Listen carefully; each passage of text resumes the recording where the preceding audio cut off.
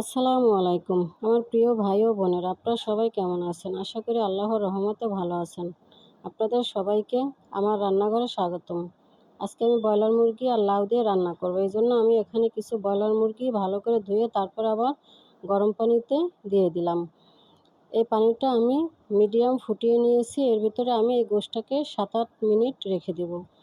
7-8 minute রেখে তারপরে এটাকে আমি গরম পানিটাকে ফেলে আবার ঠান্ডা পানিতে ভালো করে ধুয়ে নেব। আর এই গরম পানিটা আমি এই জন্য দেই যে ব্রয়লার মুরগির থেকে একটা গন্ধ আসে। এটা আমার বাসার কেউ পছন্দ করে না। এই জন্য আমি এভাবে করে গরম পানি দিয়ে ধুই। এখন ঠান্ডা পানি দিয়ে ভালো করে ধুয়ে গোশটাকে পানি ঝরার জন্য দিব। পানি ঝরা হয়ে গেলে তারপরে গোশের মধ্যে হলুদ আর লবণ মেখে নেব। হলুদ লবণ মেখে তারপরে আমি গোশটাকে ভাজবো। আর এই গোশটাকে ভাজার জন্য আমি চুলায় একটা ফ্রাই প্যান বসিয়ে একটু গরম করে নিয়েছি। এখন দিয়ে দিব তেল। তেলটা গরম হয়ে গেলে দিয়ে দিব একটু লবণ। এই লবণটা আমি এই জন্য দেই যে এই গোশটা আমি যখন ভাজবো তখন গোশটা আমার এই প্যানের সাথে লেগে যাবে না। এভাবে করে আমি আমার সবগুলো গোশ দিয়ে তারপরে ভেজে নিব। আর গোশটা ভাজার জন্য দেখেন আমি কিন্তু বেশ কিছুটা তেল দিয়েছি। তেলটা যদি আরও কম দিতাম তাহলে গোশের গায়ে একটা পোড়া পোড়া দাগ লাগতো। আর এখন কিন্তু দাগ হবে না, সুন্দর একটা বাদামি কালার হবে। আর ওটা দেখতে খুব ভালো লাগে এবং খেতেও ভালো লাগে। আমি আমার সবগুলো গোশ এভাবে করে দিয়ে দিলাম। আর চুলার আঁচটা আমি কিন্তু মিডিয়ামে রেখেছি, একেবারে বাড়িয়েও দেইনি আর একেবারে কমিয়েও দেইনি। বাড়িয়ে দিলে পুড়ে যাবে আর কমিয়ে দিলে ভাজতে ভাজতে গোশটা সিদ্ধ হয়ে যাবে, রান্না করার সময় খুলে যাবে। এজন্য আমি মিডিয়াম আঁচে গোশটাকে ভাজবো। এই যে দেখেন আমার গোশের এই পাশটা যখন উল্টালাম কত সুন্দর একটা কালার। এটা কিন্তু কম তেল দিলে এরকম কালার হতো না, তখন দেখা যেত পোড়া পোড়া একটা দাগ। আর এখন এভাবে উল্টে পাল্টে ভাজলে গোশটা সুন্দর একটা কালার আসবে এবং সুন্দরভাবে ভাজা হবে। আমি আমার সবগুলো গোশকে এভাবে করে ভেজে নিব। এভাবে ভেজে তারপরে আমি গোশগুলোকে লাউ দিয়ে রান্না করব।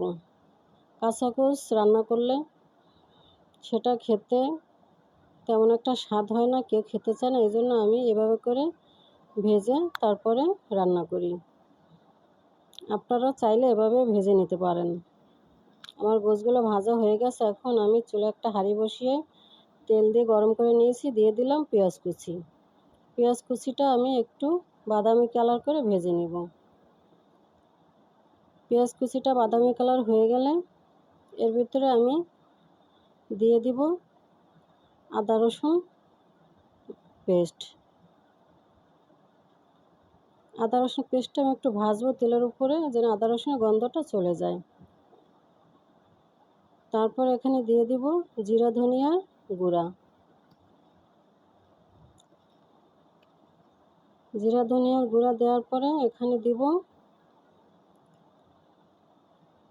গোশের জন্য একটা মশলা করি, ওই মশলাটা। এই মশলাটার ভিতরে সব ধরনের মশলাই দেওয়া আছে, জয়তিরি, তারপর দারচিনি, এলাচ, সব মশলা দিয়ে এই মশলাটা করা হয়। দিয়ে দিলাম পরিমাণ মতো লবণ। এখন দিয়ে দিব একটু পানি। পানিটা দিয়ে একটু নেড়ে ছেড়ে এরপরে দিয়ে দিব পরিমাণ মতো হলুদের গুঁড়া।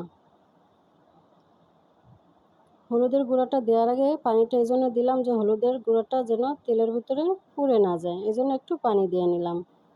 এখন দিয়ে দিলাম একটু মরিচের গুঁড়া। আমরা ঝালটা কম খাই, এই জন্য একটু মরিচের গুঁড়াটা কম দিলাম।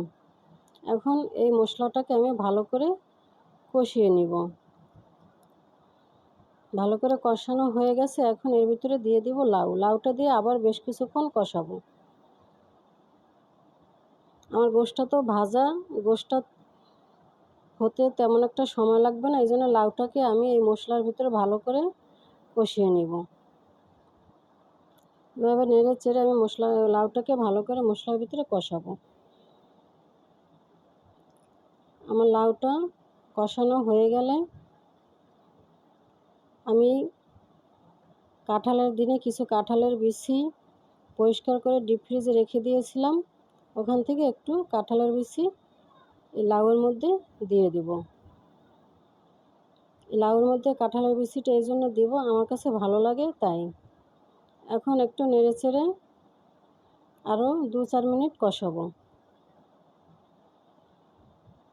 আমার 2-4 মিনিট কষানো হয়ে গেছে। এখন আমি যে ভেজে রেখেছিলাম গোশগুলো, ওই গোশগুলোকে আমি এই লাউ আর কাঁঠালের বিচির ভিতরে দিয়ে দিব। এই যে দেখেন কত সুন্দর আমার গোশগুলো ভাজা হয়েছে। এখন এগুলো দিয়ে দিলাম, দিয়ে একটু নেড়েচেড়ে আরও 2-4 মিনিট কষিয়ে নিব। গোশটার ভিতরে যেন কিছুটা মশলার ঢোকে। এখন দিয়ে দিব পরিমাণ মতো পানি। আমি পরিমাণ মতো পানি দিয়ে দিয়েছি। এখন এই পানিটার মধ্যে আমার সম্পূর্ণ রান্না শেষ করব। গোশটাও যতটুক রান্না হবে, আর লাউ কাঁঠালের বিচিগুলোও রান্না হবে। আমি তরকারিটায় মাখা মাখা ঝোল রাখবো, তেমন বেশি একটা ঝোল রাখবো না। আজকে আমার রেসিপিটা আপনাদের কেমন লাগলো আমাকে কমেন্ট করে জানাবেন। আমার চ্যানেলটা সাবস্ক্রাইব করবেন, লাইক কমেন্ট শেয়ার করবেন, আমার পাশে থাকবেন। আপনারা সবাই ভালো থাকবেন। আল্লাহ হাফেজ।